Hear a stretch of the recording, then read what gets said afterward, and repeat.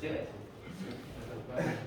이렇게 이 대마도를 무력으로 제압을 했었는데도 왜구들이 너무 많았으니까 이제 이 대마도를 직접 다스린 대마도주하고 조선왕하고 같이 협상을 한 거예요. 우리나라가 대마도를 도와줄 테니까 대마도에서도 직접적으로 해적을 잡아달라. 그게 계해약조고요. 그 약속의 표시로 이 세 개의 삼포를 계약을 합니다. 연포가 지금의 울산이고요. 부산포가 지금의 부산, 그리고 내입포가 지금의 창원 진해입니다. 그리고 이제 최초의 여론조사를 했어요. 여러분 조선시대 때 여론조사를 했을 거라고 믿겨지십니까? 아니요. 우리 17만 명이라는 엄청난 많은 수를 대상으로 해서 여론조사를 실시했어요. 이 여론조사를 뭘 실시했냐면 공법에 대해서 시켰는데 이 공법이 뭐냐면 땅에 대해서 세금을 매겨가지고 국가가 운영이 되잖아요. 그 세금을 매기는 방법에 대해서 여론조사를 했던 겁니다. 원래 고려 때부터 왔었던 그 여론 땅을 매기던 그 법이 워낙 폐단이 심하고 관리들이 너무 방랑을 많이 하니까 그것을 바꾸기 위해서 여론조사를 했었는데 첫 번째 여론조사 때 무려 반대와 찬성이 1대1의 비율로 나왔어요.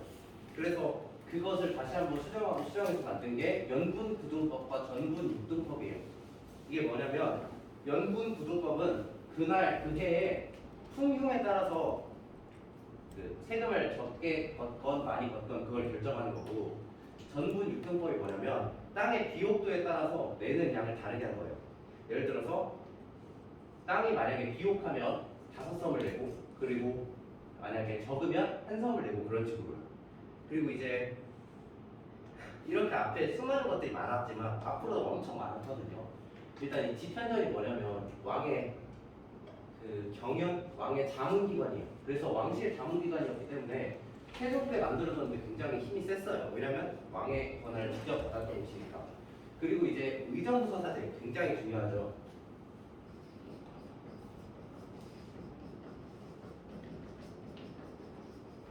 이 의정부 서사제하고 함께 하나 더 있어요.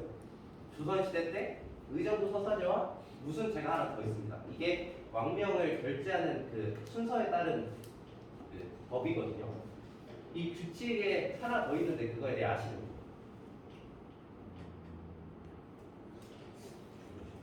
육조 집계. 아 맞아요.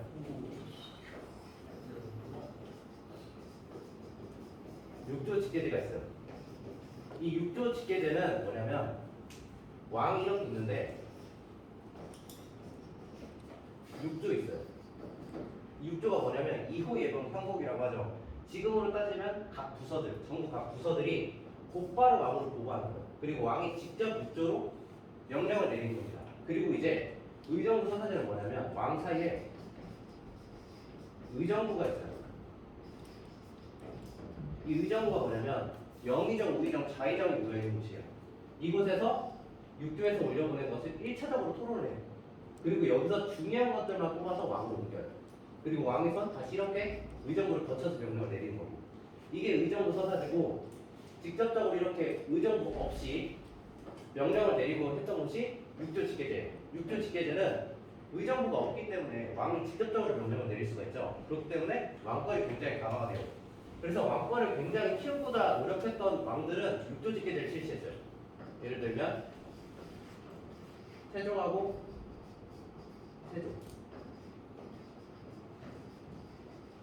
그리고 이제 의정부 서사제는 세종이 실시했습니다. 의정부 서사제와 6조 직계제의 차이점은 굉장히 많이 나와요. 시험에서.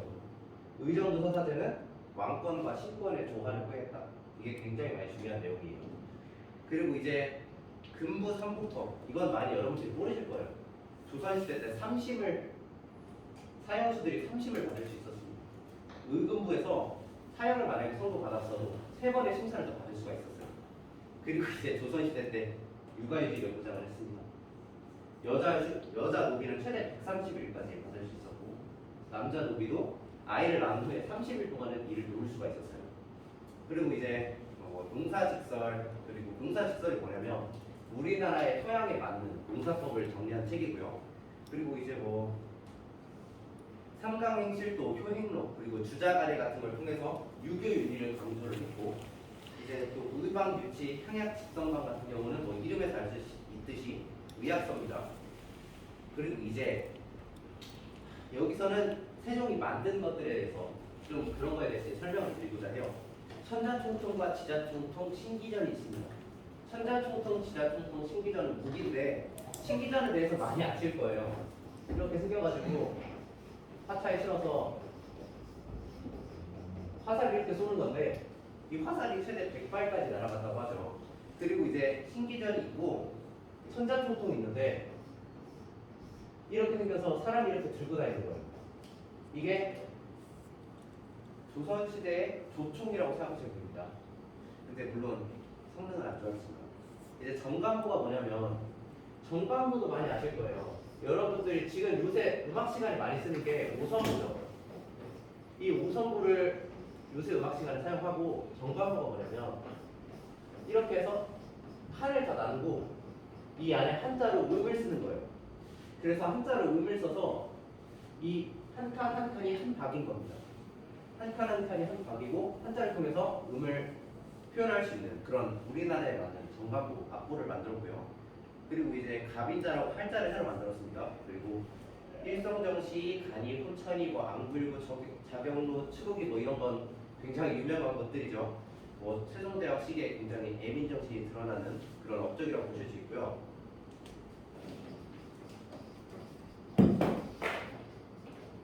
실정산도 굉장히 중요합니다.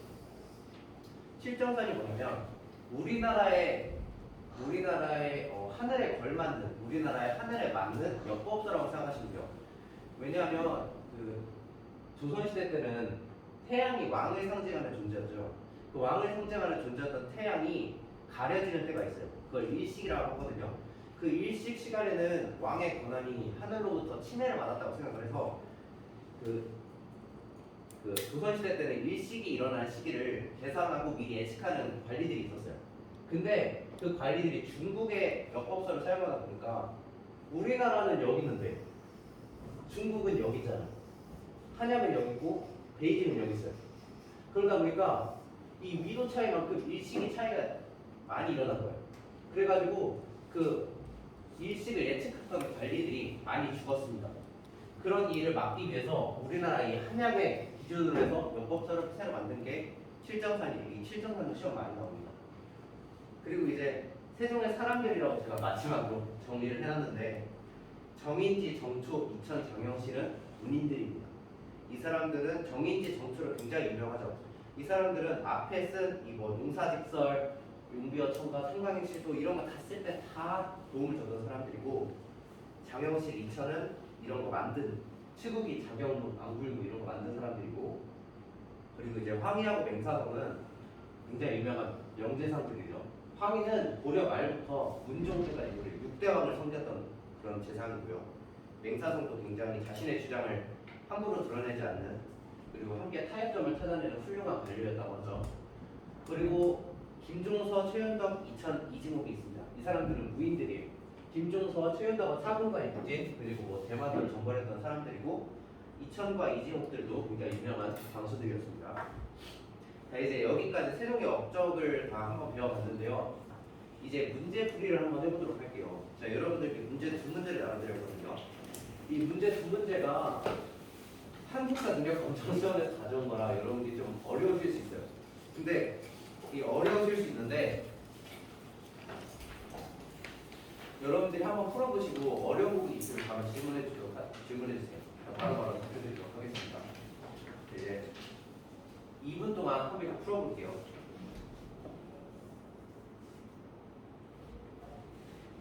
4번원이 뭔가? 4번은 뭐냐면 조선시대 때 3사가 있습니다. 3사.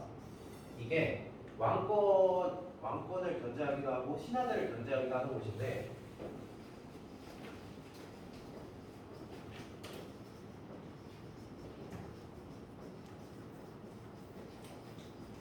홍문관, 서원부, 사관원입니다. 이 사관원이 뭐냐면 왕이 뭐 잘못된 행동을 하고 있으면 뭐 사극 같은 거 보면 그러잖아요. 그러시면 안 됩니다. 해요. 왕 전하 그러시면 안 됩니다. 그렇게 간쟁하는 사람들이 사관원이고 그리고 홍문관이 뭐냐면 왕실 자문기관. 왕이 뭐 이런 게 궁금해하면 뭐 왕실 서적에서 공부를 해서 알려주는 사람들. 그리고 사관부가 뭐냐면 관리들을 감찰했던 기관, 관리들이 부정부패를 저지르면 감찰했던 기관. 이게 이 세 개를 묶어서 3사라고 했습니다. 그리고 이 사관원이 독립된 건 세종의 왕인 태종 때예요.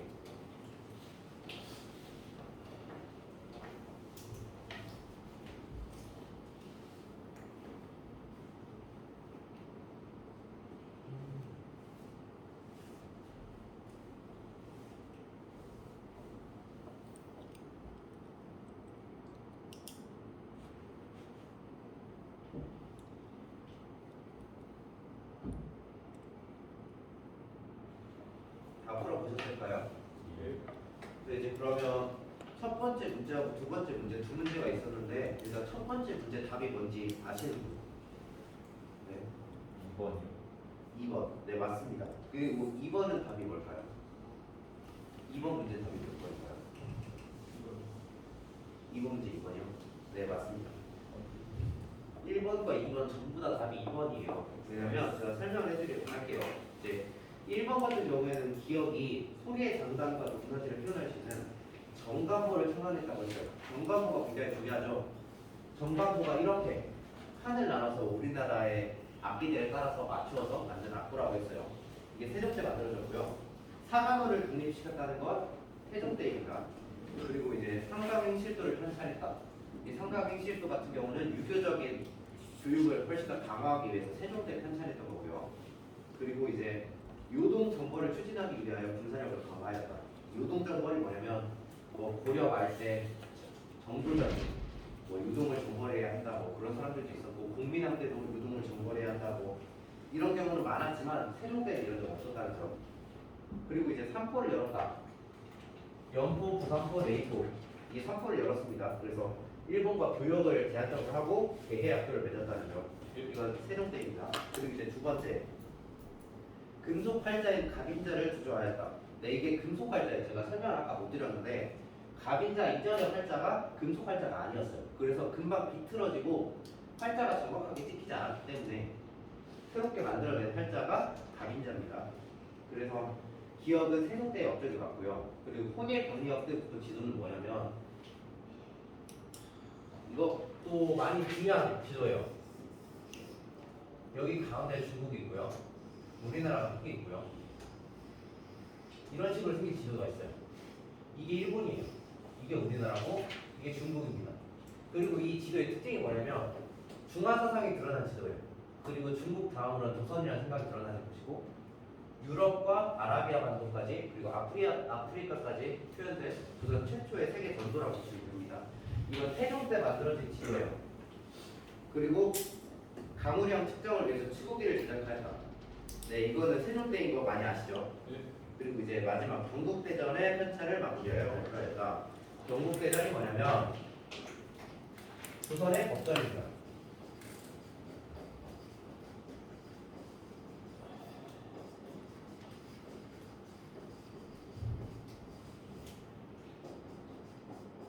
칠대 왕이 세종 때부터 시작돼서요. 9대 왕이 성종 때 마무리되어서 반포됐던 조선을 이끄는 데 뒷받침이 되었던 그런 법전입니다. 자, 이제 문제까지 다 풀어봤고요. 이제 다음 시간에는 문종, 단종, 세조에 대해서 알아보고 그리고 이제 계유정권에 대해서 알아보도록 하겠습니다. 네, 수업 듣느라 고생하셨습니다.